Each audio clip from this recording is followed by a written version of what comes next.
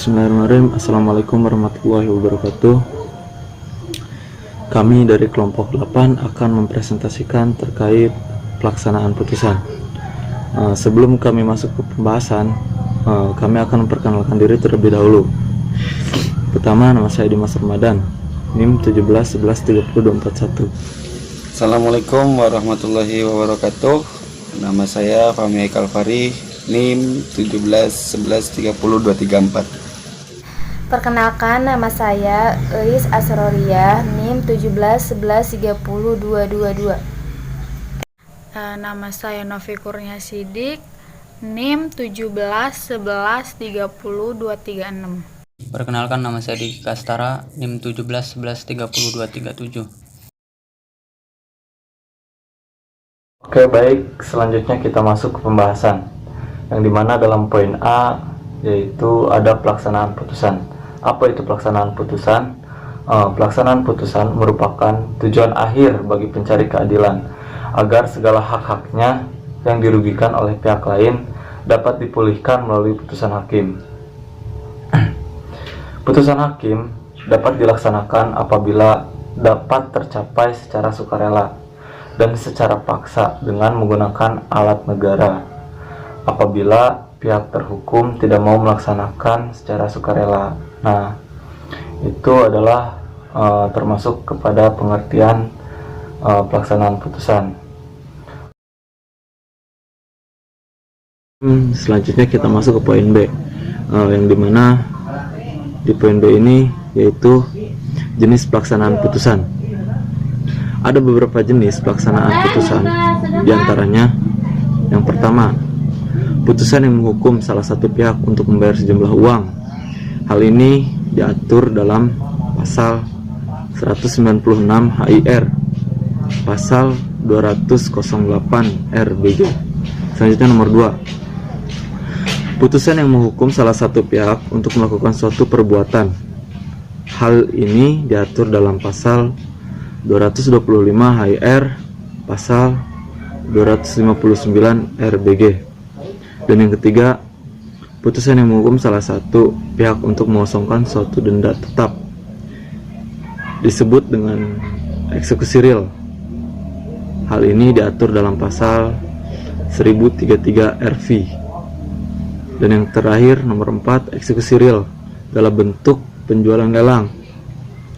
Hal ini diatur dalam pasal 200 ayat 1 HIR, pasal 218 ayat 2 RBG. Baik, adapun maksud dari jenis pelaksanaan di atas antara lain, yang pertama itu tadi kan eksekusi pembayaran sejumlah uang.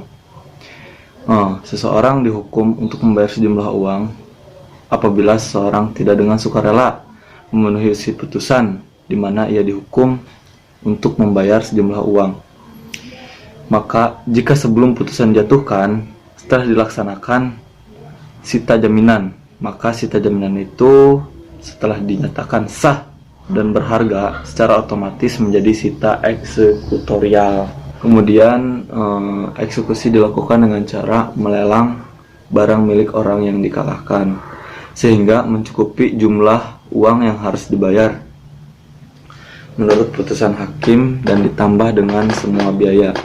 Jadi maksud yang di atas itu apabila seseorang dihukum untuk membayar sejumlah uang, nah seseorang itu tidak dengan sukarela gitu memenuhi isi putusan tersebut gitu tuh. Maka sebelum putusan dijatuhkan, nah itu telah dilaksanakannya sita jaminan gitu tuh, sita jaminan yang dinyatakan sah dan berharga secara otomatis. Nah, jadi jaminan tersebut itu sudah sah dan mempunyai nilai uang gitu tuh, mempunyai nilai jual lah istilahnya, agar ketika dilelang itu dapat menghasilkan uang sehingga jaminan tersebut dapat melunasi jumlah uang yang akan dibayar gitu kan, seperti itu maksudnya. 2. Eksekusi melaksanakan suatu perbuatan, pasal 225 HIR atau pasal 259 RBG. Seseorang dihukum melaksanakan suatu perbuatan Maksud pasal 225 HIR atau 259 RBG yaitu sebagai berikut. Jika seseorang dihukum untuk melakukan suatu perbuatan tidak melakukan perbuatan itu dalam waktu yang ditentukan oleh hakim, maka bolehlah pihak yang dimenangkan dalam putusan hakim itu meminta kepada pengadilan dengan pertolongan keduanya, baik dengan surat, baik dengan lisan, supaya kepentingan yang akan didapatnya jika keputusan itu diturut dinilai dengan uang yang banyaknya harus diberitahukannya dengan pasti. Jika penilaian itu dengan lisan, maka hal itu harus dicatat sebagaimana contoh seseorang dihukum untuk melakukan suatu perbuatan, misalnya seperti pagar, saluran air, dan memasang pipa gas. Perbuatan ini tidak dapat dilaksanakan paksa, tetapi dapat diganti untuk membayar uang dengan membayar uang. Nah, yang ketiga yaitu eksekusi real pasal 1033 RP.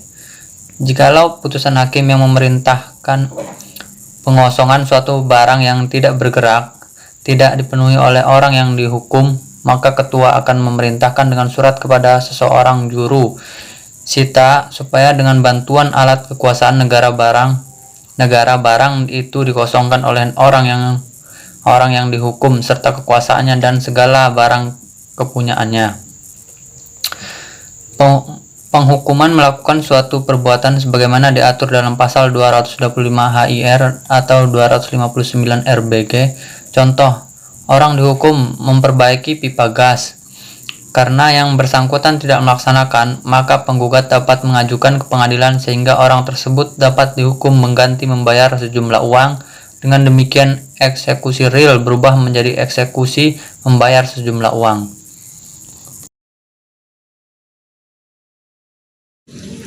Baik, di sini saya akan menjelaskan bagaimana tata cara pelaksanaan putusan dalam kurung eksekusi peradilan agama. Nah, adapun tata caranya adalah sebagai berikut. Yang pertama yaitu pemohon eksekusi mengajukan permohonan eksekusi ke pengadilan yang memutus perkara pada tingkat pertama dengan alasan termohon eksekusi tidak mau melaksanakan putusan dengan sukarela.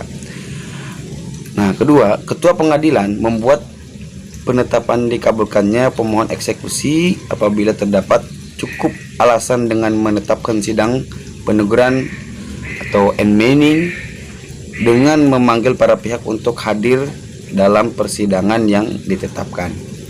Ketiga, para sidang yang ditetapkan termohon ditegur agar melaksanakan putusan dengan sukarela dalam tenggang waktu 8 hari setelah sidang peneguran. Nah, yang keempat, apabila dalam tenggang waktu 8 hari termohon tidak melaksanakan putusan dengan sukarela, maka akan dilaksanakan pelaksanaan putusan secara paksa atau eksekusi. Yang kelima, ketua pengadilan membuat penetapan yang berisi perintah kepada panitera atau wakilnya dengan disertai 3 orang saksi untuk melaksanakan eksekusi putusan. Yang keenam, panitera dan wakilnya menetapkan hari pelaksanaan eksekusi dan termohon eksekusi diminta untuk hadir pada waktu yang telah ditentukan di tempat pelaksanaan eksekusi. Juga pejabat terkait untuk menyaksikan eksekusi. Yang kedelapan, pelaksanaan eksekusi putusan pengosongan dalam kurung atau penyerahan benda tetap dengan cara mengeluarkan barang-barang termohon eksekusi yang berada di dalam kemudian dikunci dari luar. Nah, yang terakhir, pelaksanaan eksekusi putusan pembayaran sejumlah uang dilakukan dengan melelang barang-barang bergerak atau tidak bergerak yang disita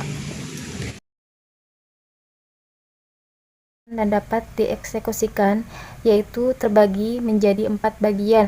Yang ke-1, putusan yang telah berkuasa hukum tetap kecuali pelaksanaan putusan provisi, dan yaitu pelaksanaan akte perdamaian. Yang kedua yaitu putusan tidak dijalankan oleh pihak terhukum secara sukarela meskipun ia telah diberikan peringatan oleh ketua pengadilan agama. Yang ketiga itu putusan hakim bersifat condemnation. Yang keempat yaitu eksekusi dilakukan atas perintah dan di bawah pimpinan ketua pengadilan agama. Nah, yang selanjutnya yaitu tentang citra eksekusi dilakukan dengan caranya yaitu terbagi menjadi 8, yaitu yang ke-1 ada pemohon sita, eksekusi, dan pihak yang bersangkutan. Yang kedua, berdasarkan surat perintah ketua pengadilan agama. Yang ketiga, dilakukan oleh panitera atau yuridis. Yang keempat, pelaksanaan sita eksekusi dibantu oleh 2 orang saksi. Yang 5, sita eksekusi itu dilakukan di tempat objek yuridis. Yang ke-6, membuat berita acara. Yang ke-7 itu penjagaan yuridis barang yang disita diatur. Yang terakhir yaitu ketika kehadiran tersirat tidak menghalangi sita eksekusi. Nah, yang selanjutnya yaitu syarat-syarat sah pelaksanaan eksekusi, yaitu 1, adanya peringatan. Nah, merupakan syarat pokok eksekusi karena tanpa peringatan eksekusi itu tidak dapat dijalankan. Peringatan itu penting karena berkaitan dengan pelaksanaan eksekusi itu sendiri. Nah, peringatan yang diberi yaitu dalam undang-undang secara maksimum, yakni paling lama yaitu 8 hari ya, dalam pasal 196 HIR atau pasal 207 RBG. Selanjutnya yaitu tentang syarat-syarat pelaksanaan eksekusi, yaitu 1, adanya surat perintah eksekusi sesuai dengan ketentuan pasal 196 ayat 1, pasal 208 ayat 1 RBG, yaitu surat perintah eksekusi, yaitu merupakan surat penetapan ketua PN yang ditujukan kepada panitera atau jurusita untuk menjalankan eksekusi. Nah, yang terakhir yaitu adanya berita acara eksekusi, yaitu yang dimaksud dengan adanya berita acara eksekusi yaitu syarat formal keabsahan pelaksanaan eksekusi. Ketentuan berita acara eksekusi diatur dalam pasal 197 ayat 1 HIR atau pasal 209 ayat 4 RBG. Jadi saya akan meneruskan penjelasan dari Saudari Eis. Jadi, tanpa dibuat berita acara eksekusi, maka eksekusi dianggap tidak sah. Pelaksanaan putusan eksekusi atas putusan Pengadilan Hubungan Industrial mencermati pasal 57 Undang-Undang Nomor 2 Tahun 2004 tentang penyelesaian perselisihan hubungan industrial, yang berbunyi bahwa hukum acara yang berlaku pada pengadilan hubungan industrial adalah hukum acara perdata yang berlaku pada pengadilan pada lingkungan peradilan umum, kecuali di atas secara khusus dalam undang-undang ini.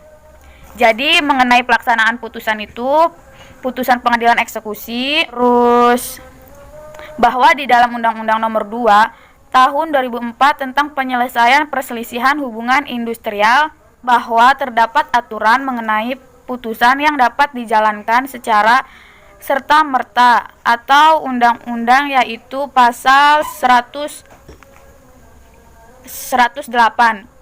Undang-Undang PPHI yang berbunyi bahwa Ketua Majelis Hakim Pengadilan Hukum Industrial dapat mengeluarkan putusan yang dapat dilaksanakan lebih dulu meskipun putusan diajukan perlawanan atau kasasi. Pelaksanaan putusan hakim eksekusi dalam perkara perdata dilakukan oleh panitera dan jurusita yang dipimpin oleh ketua pengadilan negeri. Pasal 36 ayat 3 Undang-Undang Nomor 4 Tahun 2004, pasal 197 ayat 2 HIR atau pasal 209 ayat 1 RBG. Secara umum di dalam hukum acara perdata terdapat 3 macam jenis eksekusi, yaitu eksekusi real, eksekusi pembayaran sejumlah uang, dan eksekusi untuk melakukan suatu perbuatan tertentu. Di sini ada putusan akhir. Jadi putusan akhir adalah putusan yang mengakhiri suatu sengketa atau perkara dalam suatu tingkat peradilan tertentu. Putusan akhir ada yang bersifat menghukum, ada yang bersifat menciptakan, ada juga yang bersifat menerangkan atau menyatakan. Putusan kondemnatior adalah putusan yang bersifat menghukum pihak yang dilakukan untuk memenuhi prestasi. Putusan eksekusi, putusan yang meniadakan atau menciptakan. Eksekusi real, eksekusi pembayaran, pembayaran sejumlah uang, dan eksekusi untuk melakukan suatu perbuatan tertentu. Di sini ada putusan akhir. Jadi putusan akhir adalah putusan yang mengakhiri suatu sengketa atau perkara dalam suatu tingkat peradilan tertentu. Putusan akhir ada yang bersifat menghukum, ada yang bersifat menciptakan, ada juga yang bersifat menerangkan atau menyatakan. Baik, cukup sekian pembahasan dari kelompok kami terkait pelaksanaan putusan. Kurang lebihnya mohon maaf. Wallahul muwaffiq ila aqwamit thoriq. Assalamualaikum warahmatullahi wabarakatuh.